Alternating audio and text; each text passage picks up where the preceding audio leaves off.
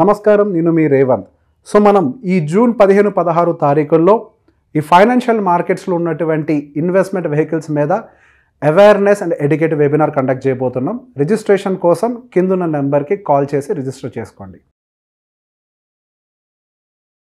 నమస్తే, welcome to Suman TV. నేను విష్ణు. ప్రస్తుతంతో పాటు మార్కెట్ అనలిస్ట్ రేవంత్ చలమలా ఉన్నారు. వారితో మాట్లాడదాం. నమస్తే రేవంత్. నమస్తే అండి. Revanth political strategist Prashant Kishor. So pan India level అందరికీ తెలుసైన ప్రశాంత్ కిషోర్. సో ప్రశాంత్ కిషోర్ కూడా మార్కెట్లకు సంబంధించి కొన్ని కీలక వ్యాఖ్యలు చేశారు. ప్రశాంత్ కిషోర్ వ్యాఖ్యల తర్వాత కూడా మార్కెట్లలో కొంత అనిశ్చితి ఏర్పడింది ఏమో అని కూడా అనిపిస్తోంది. అయితే కేంద్రంలో బీజేపీ కనుక 370 సీట్లు గెలుచుకోకపోతే మార్కెట్లు కుదేలవుతాయి, మార్కెట్లు బ్లడ్ బాత్ని చూస్తాయంటూ కూడా పొలిటికల్ స్ట్రాటజిస్ట్ ప్రశాంత్ కిషోర్ కొన్ని కీలక వ్యాఖ్యలు కూడా చేయడం జరిగింది. అండ్ ఆయన వ్యాఖ్యల తర్వాత మార్కెట్ వర్గాల్లో కూడా కొంత ఆలోచనలో పడ్డారని కూడా అర్థమవుతుంది. ఏంటి అసలు ప్రశాంత్ కిషోర్ వ్యాఖ్యల్ని ఏ విధంగా అర్థం చేసుకోవాలి? ఆయన మాటల్లో ఉన్న ఆంతర్యం ఏమిటి అసలు? సార్, ఇప్పుడు ఆయన పాయింట్ ఏంటి అని అంటే బీజేపీ గెలుస్తుందా గెలవదా అన్న దాని గురించి ఆయన మాట్లాడలేదు. కేవలం ఎన్ని స్థానాలు అన్న దాని గురించి మాత్రమే మాట్లాడారు. సో ఇక్కడ మనం చాలా క్లియర్గా అర్థం చేసుకోవాలి. ఇప్పుడు మార్కెట్ కూడా వెయిట్ చేస్తుంది ఒకే ఒక దాని గురించి, ఎన్ని స్థానాలు బీజేపీ గెలుచుకోబోతుంది.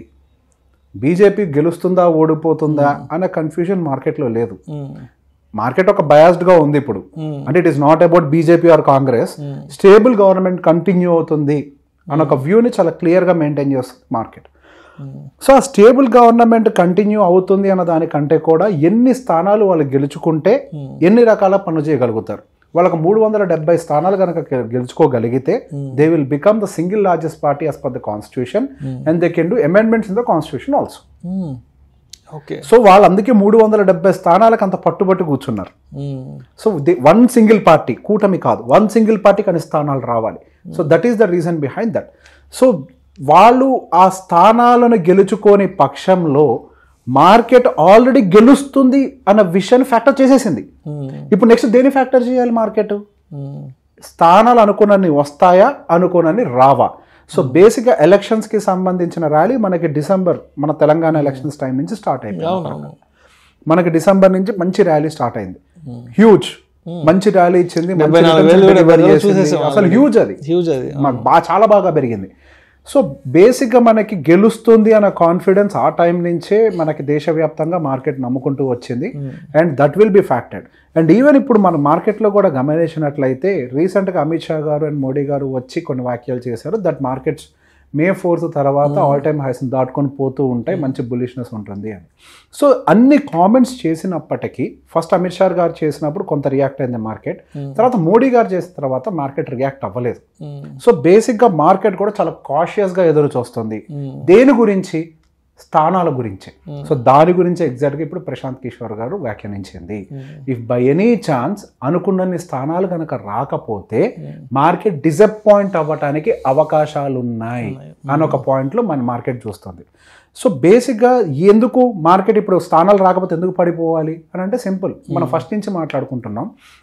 మనకి కరెంట్ సిచ్యువేషన్లో ఉన్నటువంటి ఎకనామిక్ సిచ్యువేషన్ అనేది అంత ఫేవరబుల్గా లేదు. ఇప్పుడు ప్రపంచవ్యాప్తంగా నడుస్తుంది మొత్తం కూడా ఎలక్షన్ ర్యాలీయే. అటు యూఎస్లో డిసెంబర్ ఎలక్షన్స్ రాబోతున్నాయి, ఇటు మన దగ్గర ఆల్రెడీ ఎలక్షన్స్ పూర్తి ముందు రిజల్ట్స్కి రెడీగా ఉన్నాం. సహజంగా ఇటువంటి సమయాల్లో మనకు వస్తున్నటువంటి డేటాలు అయి ఉండొచ్చు, ఆర్బీఐ ఇండియాలో అయితే ఆర్బీఐ నుంచి వస్తున్న డేటాలు అయి ఉండొచ్చు, లేదా జీడిపి డేటాలు అయి ఉండొచ్చు, ఇన్ఫ్లేషన్ డేటాలు అయి ఉండొచ్చు. అదే మనకి ప్రపంచవ్యాప్తంగా యూఎస్లో ఉన్నటువంటి ఫెడ్ రిలేటెడ్ డేటాస్ అయి ఉండొచ్చు. ఏ డేటా అయినా కానివ్వండి, అన్ని ఎలక్షన్స్ని దృష్టిలో పెట్టుకొని మాత్రమే వస్తాయి. కానీ రియల్ డేటాని బయటికి రివీల్ చేయడానికి ఎవ్వరూ ఇష్టపడరు. ఇది ఎవరు అవునన్నా కాదన్నా ఇది అందరికీ తెలిసిన open secret. So if by any chance మనకి ఇన్స్టేబుల్ గవర్నమెంట్ కూడా వచ్చి అది కూడా తగిలింది అని అంటే మార్కెట్ పూర్తిగా కొలాప్స్ అయిపోతాయి. లేదు స్టేబుల్ గవర్నమెంట్ రాకపోయినా, అంటే స్టేబుల్ గవర్నమెంట్ వచ్చిన అనుకున్న స్థానాలు కనుక రాని పక్షంలో మనకి ఈ ఫ్యాక్టర్స్ అన్ని కూడా మళ్ళీ ఫ్రంట్ లైన్లోకి రావడానికి అవకాశం దొరుకుతుంది. అండ్ రెండు ప్రతిపక్షానికి పార్లమెంట్లో ఒక మంచి వాయిస్ కూడా వస్తుంది. ఈ పాయింట్స్ అన్ని కూడా లేవనెత్తి మనకి ఫర్దర్గా ఈ ఇష్యూస్ అనేది కూడా ఎస్కలేట్ చేయడానికి ప్రాబ్లం ఉంటుంది. ఇప్పటిదాకా దాచిపెట్టిన విషయాలు కూడా బయటికి రావడానికి అవకాశాలు ఉంటాయి. అండ్ మనకి ఇన్ఫ్లేషన్ గోయింగ్ ఫర్దర్ ఇంకా పెరుగుతుందనే భయాలు కూడా యాక్చువల్గా అందరూ చెప్పటమే అయితే తగ్గుతుంది అంటున్నారు, కానీ రియల్గా మీరు నేను బయటికి వెళ్ళి తిరిగి గమనించిన దాని ప్రకారం కూడా, మన మార్కెట్లో రియల్ డేటాస్ని గమనించిన దాని ప్రకారం కూడా ఇన్ఫ్లేషన్స్ అనేవి పూర్తి స్థాయిలో కంట్రోల్లోకి రావట్లేదు. ఎకనామిక్ సిచ్యువేషన్స్ హిట్ అవుతాయి అని ఒక భయం కూడా ఉంది. సో అదొక్కటే రీజన్ తప్పించి అంతకు మించి మార్కెట్కి పడిపోవడానికి, అనుకున్న స్థానాలు రాకపోతే పడిపోవడానికి ఇంకో రీజనే లేదు. Other things will come in front, అంతే. అనుకున్న స్థానాలు వస్తే అవి రావడానికి లేట్ అవుతుంది, అనుకున్నని రాకపోతే మిగతా ఎన్ని వచ్చి ఫ్రంట్ సీట్ తీసుకుంటాయి. అంతకు మించి ఇంకొక రీజన్ ఏం లేదు. Right, thank you so much Revanth. Thank you అండి. మార్కెట్ల పట్ల ప్రశాంత్ కిషోర్ చేసిన వ్యాఖ్యల గురించి చాలా చక్కగా మీ విశ్లేషణ తెలియజేశారు. Thank you so much sir. Thank you అండి. నమస్కారం, నేను మీ రేవంత్. సో మనం ఈ జూన్ 15-16 తారీఖుల్లో ఈ ఫైనాన్షియల్ మార్కెట్స్లో ఉన్నటువంటి ఇన్వెస్ట్మెంట్ వెహికల్స్ మీద awareness and educative webinar conduct చేయబోతున్నాం. రిజిస్ట్రేషన్ కోసం కిందున్న నెంబర్కి కాల్ చేసి రిజిస్టర్ చేసుకోండి. సుమన్ టీవీలో మీ పర్సనల్ అండ్ బిజినెస్ ప్రమోషన్స్ కోసం కింది నెంబర్కి కాంటాక్ట్ చేయండి.